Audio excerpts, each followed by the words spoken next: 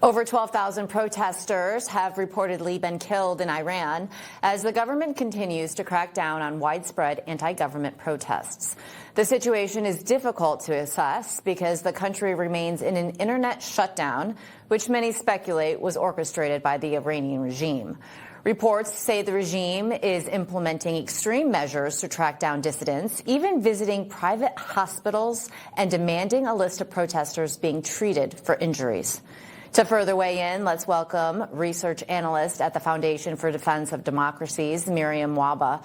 Mariam, I want to just start with this kind of breaking news. Reuters is reporting that the U.S. might take military action in Iran in the next 24 hours. What are you hearing? The president did say the killing of protesters was a red line for him. It was a self-imposed red line, but we're now hearing word he might actually do something about it.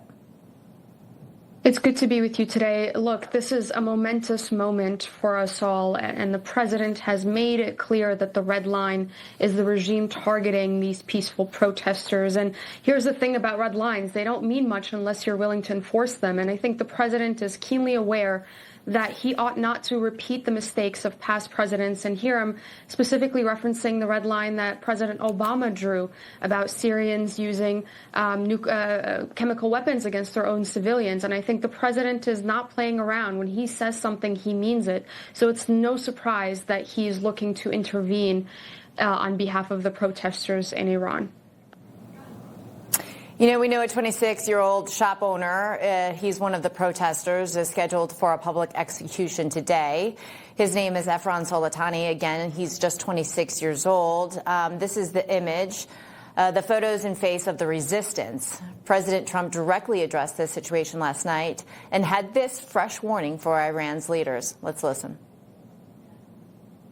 And if they hang him, you're going to see some things that I don't know what where you come from and what your thought process is, but you'll perhaps be very happy. What do you mean by that?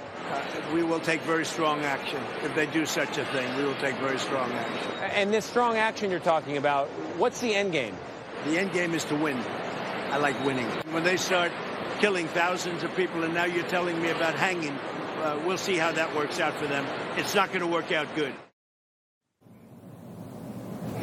Mariam, I'm not sure if this has taken place already or is scheduled to take place, but what sort of options does President Trump have to take action? Because it doesn't necessarily have to be militarily, does it, or does it? That's right. I mean, what we've learned from the last few days of information coming out of the White House and the executive branch is that the president has been presented with a slew of options, both military, kinetic options and non-military, non-kinetic options, and those include cyber economic. We saw the president impose tariffs on those who engage with the regime. And let me footstomp something here. This is the Islamic Republic regime that has imposed tyranny on the Persian people, on the Iranian people for 47 years now. And this is not the first time that this uprising. It is certainly the largest, but we saw the Green Movement, 2019, 2023, the Women Life Freedom Movement. So this was coming. We knew it was coming. It was not a matter of if, but a matter of when these young protesters, young Iranians go out into the streets again and protest. And the president is standing by the protesters. And let me be clear, this is not intervention for the sake of intervention. This is a regime that has killed Americans. This is a regime that has proxies that endanger American interests all over the region and all over the world. So the president is clear-eyed about who this regime is, what they want when they chant death to America and death to our allies, and it's in our interest to see them degraded. Mariam, there's been multiple protests in Iran since 2009. What makes this one different? Great question.